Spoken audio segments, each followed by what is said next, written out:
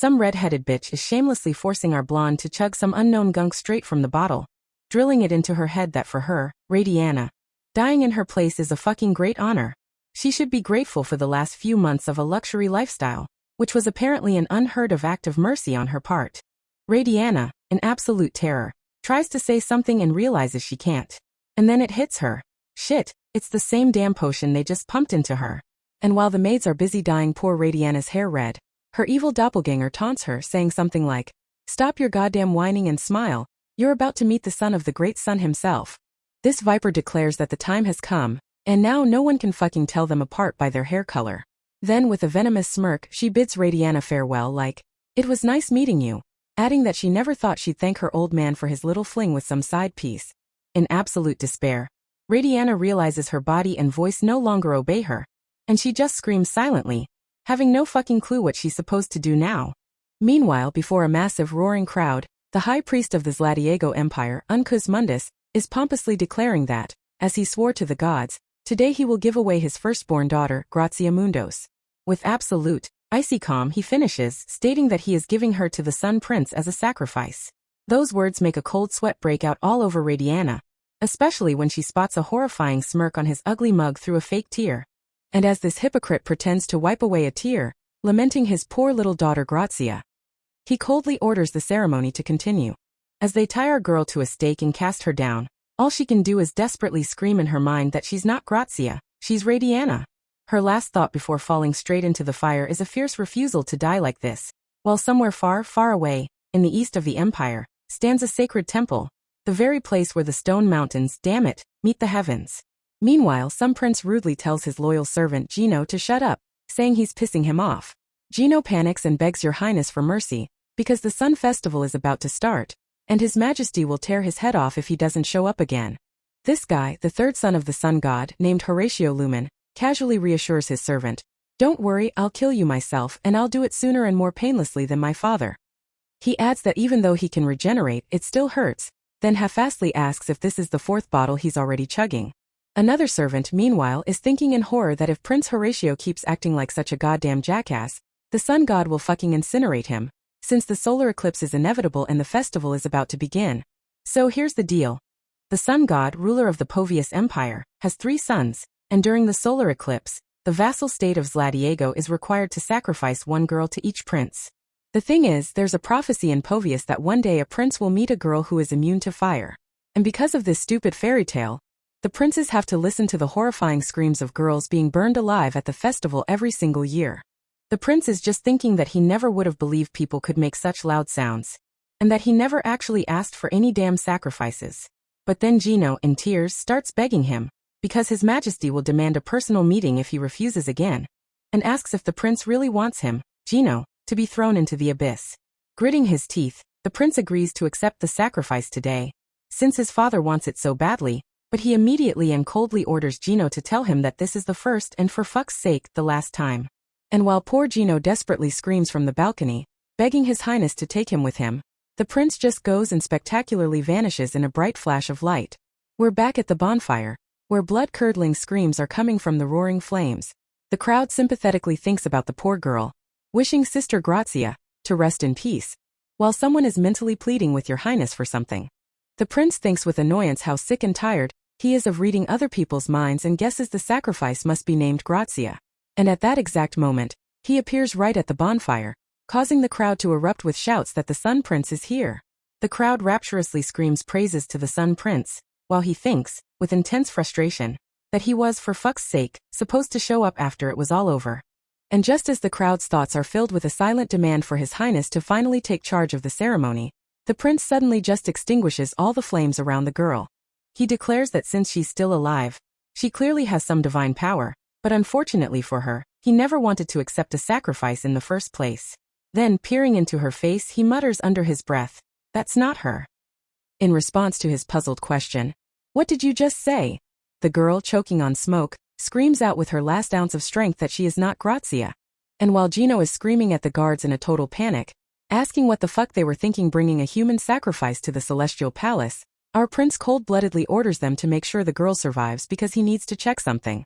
Gino keeps freaking out, whining about why the fuck he should waste his divine powers on a pathetic little human, especially since the prince went against his father's will, for which they could be put on trial. To which His Highness just smirks and asks back, "A trial?" Gino's panicked babbling that it's a very real possibility is met with a harsh response. No one in this world can judge Horatio, because he himself is the goddamn arbiter of justice here, and this prohibition extends even to the sun god himself, his father Sol Lumen. But when Gino enters the chambers where the girl is lying, he's in absolute horror and simply can't believe his eyes, because she has almost turned to ash. Using his divine power, Gino quickly heals her wounds, and there she lies, peaceful and saved, her hair having returned to its natural golden color. Gino wearily reports that it will take some time for her to come to, then begs His Highness to hurry up with his check and get rid of the girl before the human stench, damn it all, spreads throughout the entire palace. At the very moment the prince is silently watching the sleeping girl, an announcement of an envoy's arrival from the imperial palace suddenly rings out, and his gaze instantly turns to ice. While Gino panics and scrambles to hide the girl, thinking how he can't stand these interruptions, and that she urgently needs to be stashed somewhere, the arriving envoy is already announcing that he has brought gifts from Her Majesty, who was delighted to hear that the prince would be attending his first sun festival. The prince doubtfully asks about these gifts, and in that same instant, the envoy is suddenly enveloped in a flash of some blue magic, trapping him in a circle surrounded by a bunch of random women. To the envoy's furious screams that he can't be treated like this, that he's Her Majesty's ambassador, and that this is tradition and law, the prince replies in an icy tone that it's a beautiful day, and the envoy wouldn't want it to be his last, now would he? And as the envoy screams that he's burning and demands everyone leave, a terrified Gino asks the prince if he really sent everyone away, warning that Her Majesty and the Pyro's family will definitely make him pay for this. The prince declares that he doesn't give a damn. He just wants to live peacefully and freely without the imperial family's interference. Gino agrees and then brazenly suggests that since His Highness attended his first sun festival, maybe it's time to think about becoming a real man, for which he is immediately told to shut up. Completely ignoring his servant's chatter, the prince coldly orders to be informed when the girl wakes up, while Raeliana herself is breathing heavily in her sleep at that very moment. She was suffering through a terrible nightmare in which some child was desperately screaming not to be touched and begging to be saved. In the dream, that same vicious red-headed woman was screaming at the girl, asking how she dared to run away, and while the child prayed to the almighty sun god, her tormentor smirked and asked if they had managed to catch all the children. She prayed desperately to the revered priestess Grazia, begging her to hear. And as someone yelled that they'd caught another one, her prayer grew into a silent scream, begging to be pulled out of this hell. Someone tells her that her name is Raeliana and all she's required to do is eat and rest. This immediately throws her back into memories of her confinement in the temple tower, where she heard people whispering that the sun god only grants blessings to the good, and that this is especially important before being burned at the altar. In her thoughts, she pities the priestess who will soon be sacrificed to the sun god to protect the people, because for some reason, it feels to her like that priestess saved her. This first priestess of Zladiego, Grazia Mundos, is responsible for maintaining the sacred flame, and rumor has it she can ignite it using divine power. And at this very moment, Raeliana is praying to the almighty sun god. Her gratitude to the god for the chance to lead a peaceful life is rudely interrupted by a woman who declares she has come to take her to the high priest, Eunuchus, but first, they will have to change her hair color. The bewilderment on her face turns to complete shock when she sees her reflection and realizes she's now the spitting image of the priestess. While Raeliana is thinking that it's probably too bold of her to think that, her arrival is announced to the esteemed high priest Eunuchus, informing him that the priestess Grazia has come to see him, which throws him into complete shock. The high priest asks in astonishment if it's really Grazia and what brings her here at this hour, to which a trembling Raeliana babbles an apology and tries to explain something, anything. Her babbling is cut short by the real Grazia, who bursts into the hall and declares to her father that she is here, causing the shocked high priest to cry out, asking if that wasn't her, while someone in the room shouts the priestess's name. Grazia laughingly asks her father, "Isn't this fucking awesome?" and brags about how long she searched for a suitable double. In response to his angry question of what this all means, she points to the Mundos family seal branded onto Raeliana's skin, and says their mother was right. While the high priest thinks in horror that he should have killed them when he had the chance and tells Grazia she knows this is a mistake, she completely ignores him. Instead, she asks Raeliana if they look alike, adding that she heard her mother was a priestess who served their sun god. Grazia thinks with horror about that woman with the pale yellow hair and a charm that drew men from all lands, but someone cuts off her thoughts with a shout that it's enough, because her life is on the line. She smugly declares that during tomorrow's festival, another will take her place, but the mere thought of the altar makes her start shaking uncontrollably. She's pierced with horror at the memory of hearing how sacrifices are burned on the altar for the sun god. Meanwhile, some girl calling her priestess is begging for mercy, promising to do anything because she doesn't want to die. To this, she just smirks and asks if the prisoner knows ancient Eladian, calling her quite clever. The priestess coldly reminds her not to forget her place, as she was born to die instead of her. And the girl continues to beg for mercy in despair. Suddenly, someone's hand reaches out towards a stern man in rich adornments, but it's immediately intercepted hard. He lifts her up, noting to himself that she's just a human, but the color of her hair reminds him of liquid gold. The girl, meanwhile, is panicking, wondering what's happening, as her hand feels like it's on fire from his touch. She blinks, tears welling in her eyes, and as her vision blurs, only one faint question runs through her mind. Who the hell is he? The man conjures a cup glowing with magic out of thin air and, without another word, forcefully presses it to her lips. She flinches in horror, but he grabs her harshly and forcibly pours the cup's contents down her throat, making her choke. The girl, in a panic, knocks the cup from his hands and screams, "No!" But he coldly insists that she needs to drink, or the sun will dry her to death. She yells back that she won't drink it. He says firmly that it's necessary and orders her to drink, but she keeps screaming no, and knocks the cup from his hands again, splashing the liquid everywhere. The girl, drenched from head to toe, begs him to stop, but he, now losing his patience, sees through his teeth that her stubbornness was cute at first, but now it's starting to get annoying, and warns her not to test the limits of his patience. She doesn't have time to process what's happening when he suddenly takes a drink from the cup himself, and then, grabbing her by the chin, smashes his lips against hers. She's forced to swallow, and when he pulls away, she can finally see his face clearly and thinks about how fucking beautiful he is. Blushing, she asks again who he is, to which the man replies that he's disappointed that she, a human, doesn't remember him. He says that he must be a heartless bastard, according to her own words. At this nickname, which she's heard before, the girl is stunned, asking back in horror if he really just said that. She suddenly realizes that she might still be alive, to which he vaguely replies that it's hard to call her alive, but not dead either. Panic immediately grips her at the thought that the family of those who insult the sun god suffers his wrath for 3 generations. In despair, she thinks that she'll probably never live to see her great-grandchildren, and immediately collapses to the floor, begging the sun god to forgive her sins and show pity on her poor soul, because she was almost burned alive and doesn't want to suffer eternally in hell. The girl continues to sob and beg for him to bless her with love and save her from eternal suffering, but the man coldly cuts off her pleas with a single word: enough. Without another word, he scoops the stunned girl into his arms, carries her to the bed, and gently lays her down. He can't believe she fainted, and thinks with annoyance why this mortal woman is so damn weak. He reflects on the fact that the reason offspring of the sun god like himself watch over and rule humans is the need to make them worship.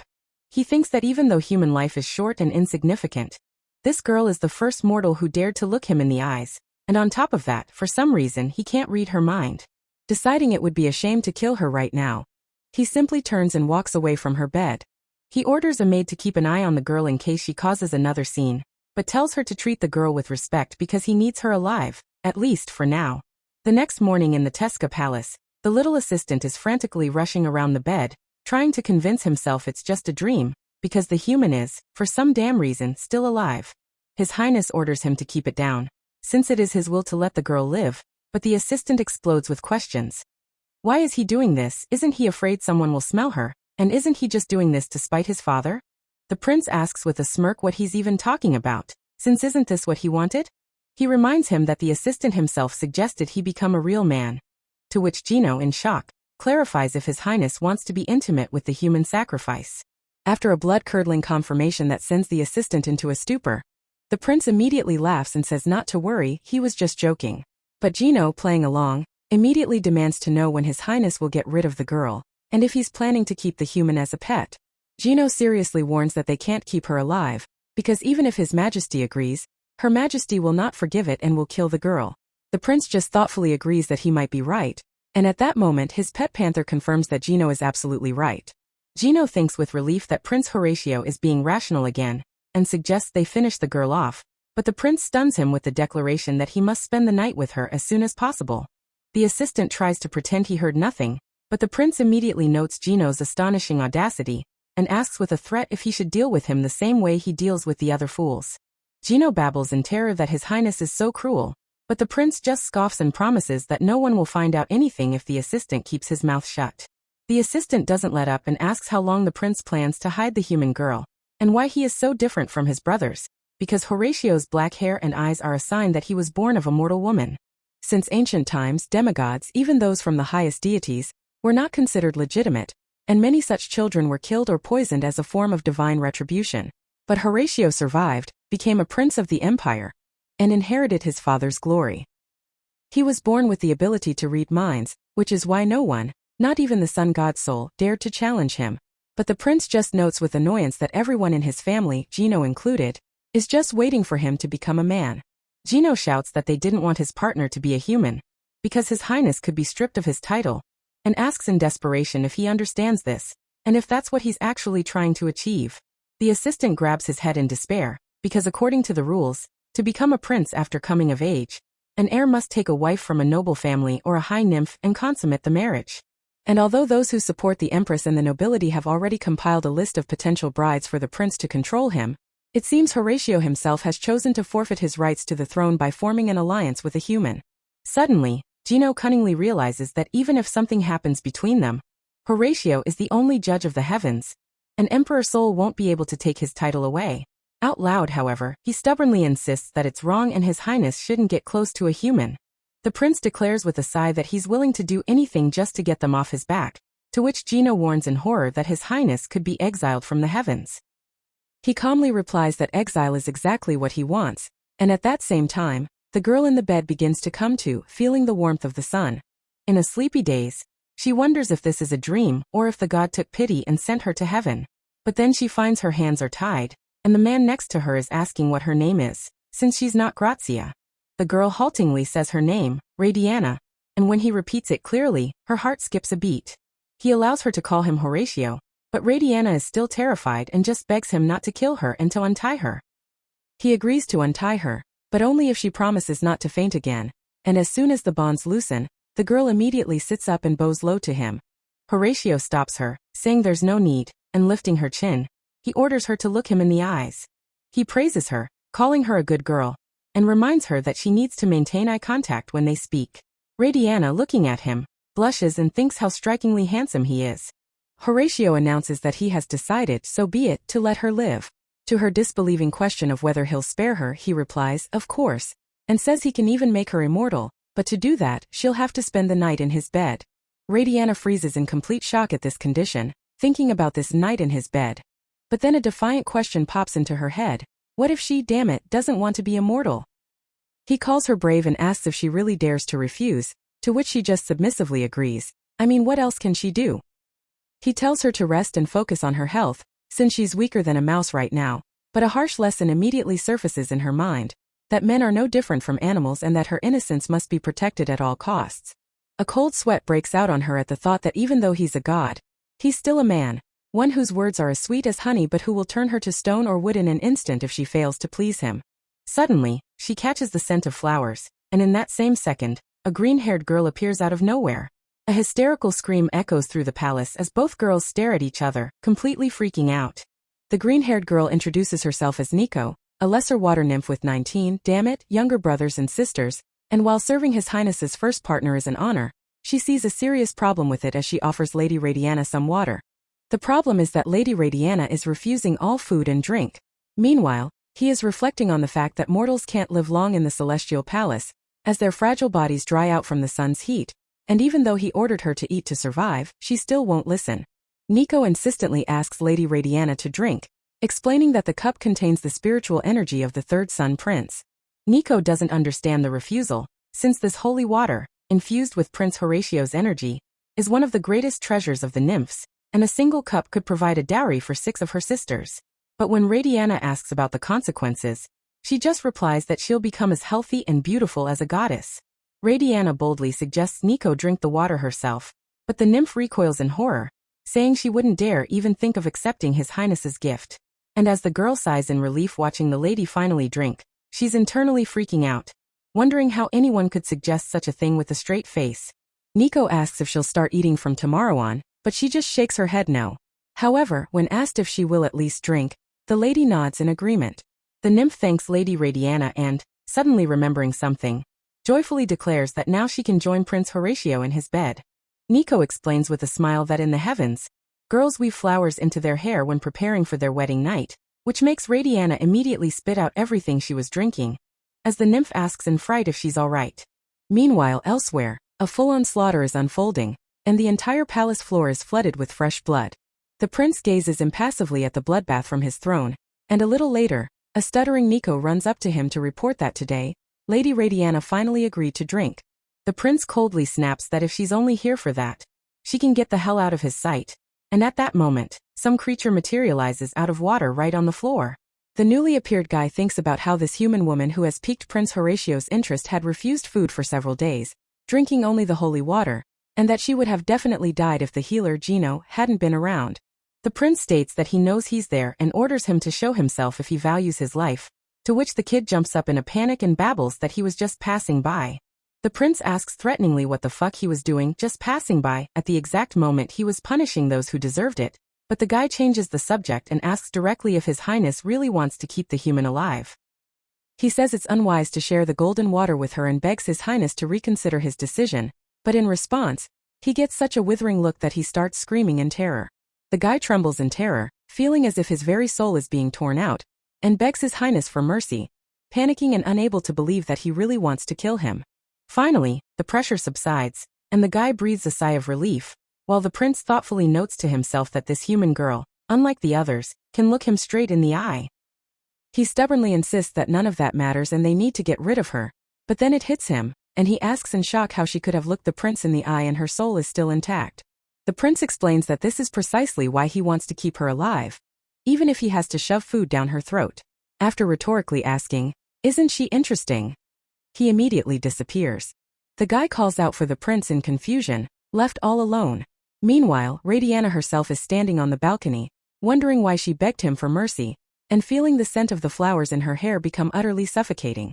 She realizes that Nico is gone and the other servants are paying her no attention at all, and recognizing this as her only chance, she bolts from her spot. Standing at a great height, she feels like her heart is about to stop from fear.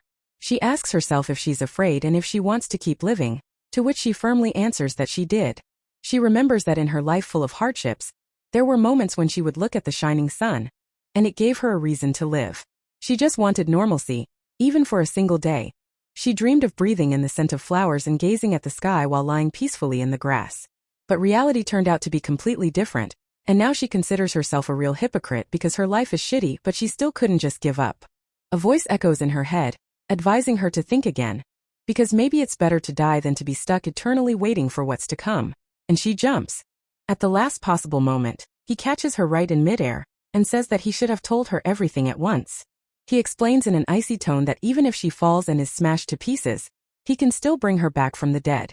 But he warns that resurrection is a fucking painful process, and she should remember that. It dawns on her with horror that now she can't even die, and she no longer has the right to decide anything at all.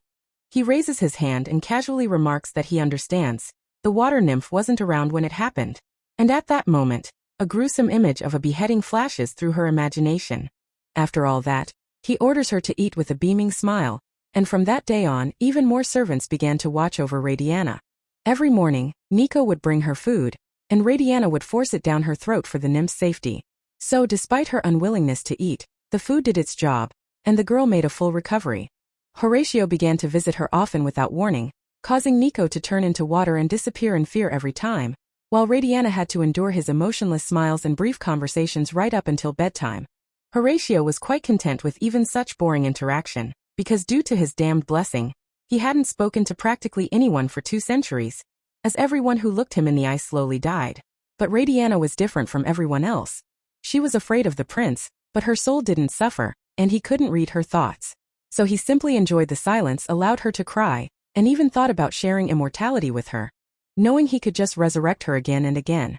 But in this whole idyll, there was one problem that was clearly bothering him: Raeliana's lack of stamina. The prince says it's time for her to sleep, to which she hastily agrees, and later, lying in bed, she forces herself to fall asleep, even if she doesn't feel like it at all. She can't for the life of her understand why the Sun Prince spared her, and reflects on how exhausting it is to do nothing all day and then force herself to sleep. The nymph greets her with the news that His Highness has gone hunting and offers a bath or breakfast with fresh figs, as Horatio had been forcing Raeliana to sleep as much as possible, assuring her it was the only way she could survive in the celestial palace. Because of this, she was always sleepy, and only the holy water brought back a little of her energy. So feeling unwell, she apologizes to Nico and asks if there are any chores she could do. The nymph, bewildered, suggests she's just bored and offers to dance or sing a song, but Raeliana desperately begs her to find any kind of work, be it cleaning or washing fruit, pleading for her to give her any task, or else. With clenched teeth, she thinks that she's about to go insane. And as the nymph tries to explain that members of the imperial family don't work, Raeliana objects that she isn't part of their family. Nico tries to explain that since she's His Highness's partner, she can be considered a member of the family, but she suddenly screams, cutting herself off. The reason for her fright is the sudden appearance of Gino on the bed, followed by the prince himself, who notes that Raeliana is already awake. She forces an awkward smile, since she knows he usually likes it when she shows some kind of reaction, but he steps closer and asks if something is bothering her. The girl tries to lie that everything is fine, but he asks back doubtfully if that's really true, and then immediately adds with a threat that he hates liars. After a brief hesitation, she admits to His Highness that she actually misses working, and asks him to assign her something.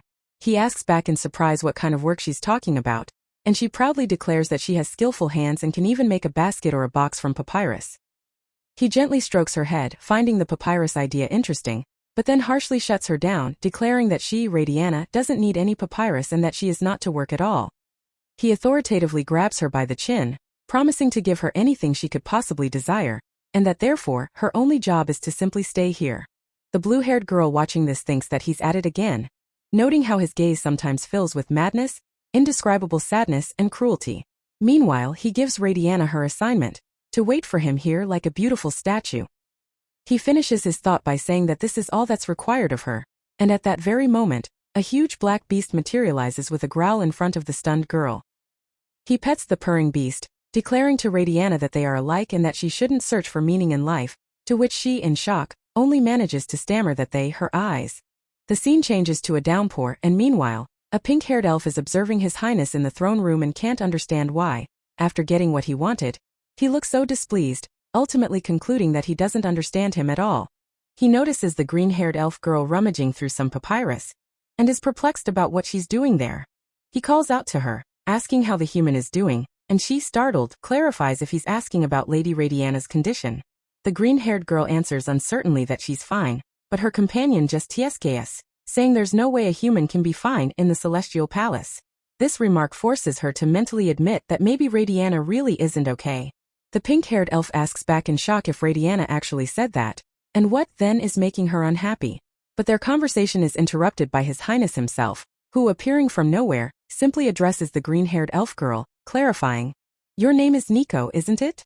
Nico freezes on the spot, crying out, "Your Highness," while the pink-haired elf complains that his heart nearly stopped. The prince, however, just thinks to himself what audacity this is, and that they clearly don't value their lives. The girl babbles in terror that she has no idea what he's talking about, but His Highness coldly states that she used rhinum before their meeting and therefore can't be thinking about Raeliana, finding this act incredibly audacious. It turns out this rhinum is a shield for the mind, created from sulfur, gold, and ancient magic, which not only allows one to temporarily hide their thoughts from Horatio's hearing, but also to protect their soul from the prince's gaze. Nico justifies herself in a trembling voice, saying she had no choice because she was worried he would be concerned about Lady Raeliana. To this, Horatio just smirks and mockingly asks back if he was supposed to be concerned. This answer enrages the prince. He thinks about how she even dared to say such a thing and even considers killing her, but he immediately stops himself, because the human girl would just faint again if she found out about the nymph's death. Looking at an image of Raeliana, the prince finally understands why he's been so angry for the last few days. At the same time, a blue flame suddenly erupts from the plants in the stunned Nico's hands. The stunned nymph can barely stammer out, "I," as a thought flashes through her mind about her sympathy for Lady Raeliana, and her fear that she might jump from the balcony. She pities Lady Raeliana, who forces herself to eat even though it sometimes makes her sick, and who can't leave the palace because the prince has blocked all the exits. And though she'd like to help, Chamberlain Gino warned her that His Highness would burn her house down if she upset him. The thoughts flash through her head. Lady Raeliana is miserable, she's afraid of the third son prince, and she forces herself to smile. But all the nymph can say out loud is an incoherent "I." As Nico staggers, the pink-haired elf seems to have figured it all out and asks in shock if this is why the weather has been so shitty for the past month, and if the human is the one getting on His Highness's nerves. As he's leaving, the prince orders the pink-haired elf to erase the nymph's memories and bring more papyrus, to which the elf immediately asks why His Highness needs it. Horatio replies that the papyrus is to be given to the human woman. At this, the elf can't take it anymore and asks why he's fussing so much over a human, since his family is already asking if the prince has spent the night with anyone, and because of this, he himself is stuck between a rock and a hard place. The prince orders him to visit the imperial palace tomorrow, and to the elf's stunned question of why, he replies that he will show them proof of his intimacy with someone. Meanwhile, Raeliana is sitting alone on the balcony, and a terrifying thought strikes her. That one day she'll end up just like the others and become a soulless doll. She remembers how she fought hunger her whole life, desperately wanting even a single sip of water, and how she almost lost her mind when she had to eat grass. She finds it strange that everything is so different now, since she has a bed, delicious food and drinks. She asks herself why, then, is she still searching for a reason to live, and the answer comes on its own: freedom. This thought stuns her because she doesn't just want to live, she craves freedom. Something that is, damn it, unavailable to a slave. She remembers how her mother gave her false hope in childhood, promising that one day Raeliana would be free, and that she would pray for her even after death. Now she feels bitter about it, even though she also remembers her mother's words of hope that her daughter would experience all the joys of life. Her mother's last words from the memory, urging her to become a beacon in the darkness, lead her to the conclusion that her mom was wrong. But her thought is interrupted by the suddenly appearing elf, who asks Lady Raeliana to take a look at a huge pile of papyrus. The nymph Nico joyfully announces that she brought something, but Raeliana immediately cuts her off in concern, because if His Highness finds out about this, something will happen to her. Suddenly, the prince himself appears and declares that the nymph has his permission. He then turns to Raeliana and asks, "This is what you wanted, isn't it?" holding out the papyrus to her. As the prince holds out his hand to her, she can't help but think that just a short while ago, he flat out refused to grant her request. He takes her by the hand and leads her, and as she looks at the mountain of plants, she thinks that there's a lot of papyrus, way too much. She wonders why she needs so much papyrus, but her thoughts are interrupted by the prince, who calls her name, making her flinch and ask fearfully what he wants. The prince asks about her well-being as if nothing is wrong, but his question is met with an awkward silence. Although her mind is a complete mess, she still bows and says she is very grateful to him. For some reason, her gratitude makes the prince frown, which causes her to panic and wonder if she needs to say something else. But he just lifts her face and orders her to smile. He pinched her cheek, lecturing that one must smile when expressing gratitude, and she, flinching, forced a pathetic, tear-filled smile. The prince reminds her that she herself said she wanted to live, and a trembling Raeliana just babbles in reply that yes, she really does want that. The prince finds it strange that she isn't begging, since usually those who want to live plead for it. At these words, she falls to her knees in terror. She prostrates herself on the floor before him, begging His Highness, but her plea turns out not to be for her life. She asks that he please kill her. He asks back with a smirk if she wants to die, and his reaction makes her freeze, thinking that this is what all her efforts have led to. He roughly grabs her by the shoulder and throws the very same papyrus on top of her, declaring that she shines brightest when she's on the edge of life and death. While she sits there in complete shock with flowers in her hair, he impassively reminds her that, as he said, he appreciates good manners. He is the Sun Prince, after all. Suddenly, she comes to her senses and jumps up, agitatedly urging him to wait, because she knows that he's actually kinder than he seems and is, in fact, very polite. He just smirks, asking back doubtfully if that's really the case, and then moving right up against her, he suggests she ask him to kill her one more time. He threatens that if she does, he will take her right here, as he knows that for her, that would be a far more painful experience than death. Or she can choose the other option, to beg for her life. He promises that if she chooses life, he will try to protect her, but then, she will become his forever. He kisses her, whispering that he can almost hear her thinking, and that she wouldn't be wasting time thinking if she truly wanted to die, after which their lips meet in a kiss. The sudden kiss in the garden caught her completely off guard, leaving her breathing heavily from an overload of emotions. He asked with a smirk if she was really tired from just one kiss, while her heart was pounding wildly, and she couldn't understand what that was, feeling her entire body burn like it was on fire. He declared that this was enough for today and that she needed to become stronger to be his equal, but then he suddenly bit her finger, making her cry out. Blood began to drip from her finger, and he, holding it, ordered a maid to ask Gino to pass it on to his father. He gently advised her to rest, kissing her injured finger, while she was pierced by the humiliating thought that the servants had been standing nearby the whole time, and must have seen everything. She thought with horror that Nico must have seen everything too, and how she could possibly look her in the eye now. At that moment the maid suddenly appeared, apologizing to Lady Raeliana for spilling water out of shock when His Highness appeared. The maid ran up, asking if Lady Raeliana was all right, and Raeliana just thought with relief that she was glad she hadn't been there. At the same time the scene shifts to the Celestial Palace. The Chamberlain of Tesca, Gino, gulped, thinking with fear that he knew this day would come. He then announced that he greets Sol Lumen, the almighty son of the sun, and that he has arrived on behalf of the ruler of Tesca in the east, Horatio Lumen, humbly requesting an audience with His Majesty. To the roar of opening doors, he entered the hall and, dropping to one knee, once again greeted His Majesty Sol Lumen, son of the sun.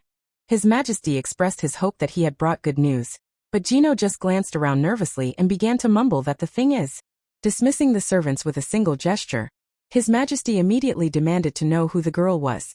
Gino gulped, forcing out, "She's a human, Your Majesty." The Emperor immediately began to wonder if his son had taken the sacrifice with him, if she was a priestess with special powers, and if this was the woman from the prophecy.